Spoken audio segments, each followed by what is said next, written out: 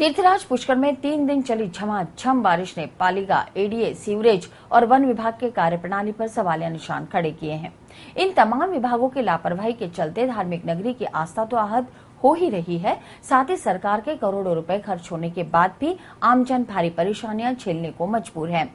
सोमवार को कुछ ऐसे ही नजारे स्वामी न्यूज की टीम ने अपने कैमरे में कैद किए।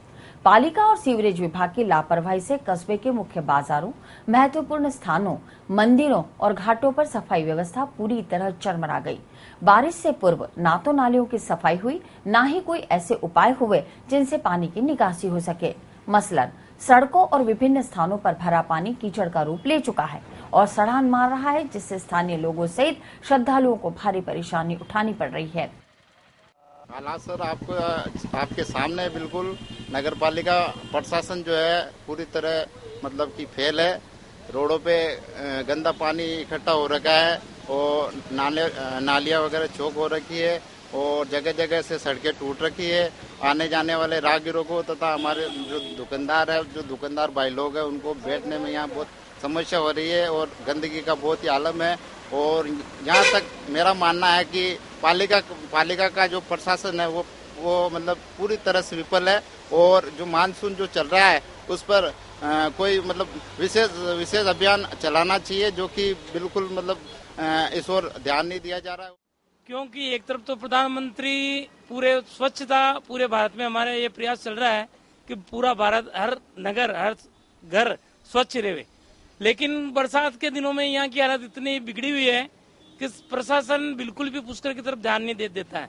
अभी सीवरेज का पानी इतना पुष्कर में गंदगी फैला रहा है और सीवरेज का पानी के लिए सबने प्रयास किए, लेकिन फिर भी प्रशासन के कान पे जू नहीं रेंगती है, क्योंकि प्रशासन पे कोई कंट्रोल नहीं है मेरे हिसाब से। तो इसी प्रकार एडीए द्वारा किए गए विकास कार्यों की पोल खुल गई है। चंद दिनों पूर्व करोड़ों रुपए की लागत से बनाई गई सड़कें और फुटपाथ की वर्तमान स्थिति इस बात की गवाह है कि इन कार्यों में किस तरह से अधिकारियों ने अपनी जेब गरम की होगी।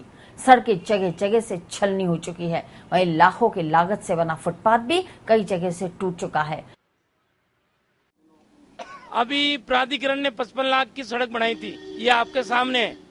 पुष्कर मेन गेट से रामधाम तक 1 महीना भी नहीं हुआ है और सड़कें उधड़ रही है और सारे लोग धराशायी हुए हैं। तो मुझे तो ये सड़क 55 लाख की छोड़ के 30 लाख की भी नहीं दिख रही है, इसकी जांच होनी चाहिए। कमोबेश यही हालात वन विभाग के भी हैं। सावित्री माता तलहटी पर स्थित वन विभाग के बड़े भूभाग पर वर्षों से बड़े बड़े पेड़ यहाँ की सुंदरता में चार चांद लगाए हुए हैं, लेकिन विभाग की ओर से बढ़ती जा रही लापरवाही के चलते कई विशालकाय हरे पेड़ धराशायी हो गए। ऊंचे रेतीले टीबों पर उगे इन पेड़ों के लिए यदि समय पर मिट्टी कटाव का प्रबंध किया जाता तो कई पेड़ बच सकते थे। सावित्री माता की तलहटी के अंदर जो पेड़ गिर रहे हैं वो मेरे को ऐसा लगता है कि वन विभाग की लापरवाही के कारण ही हो रहा है। अगर वन विभाग समय पर चेतता और इस तरह की लापरवाही नहीं करता तो ये जो सावित्री माता पहाड़ी के ऊपर जो सुंदरता है वो बरकरार रहती। अभी इस तरह से कुछ उजाड़ सा महसूस होता है और कई पेड़ गिर चुके हैं बालू मिट्टी के कटाव के कारण।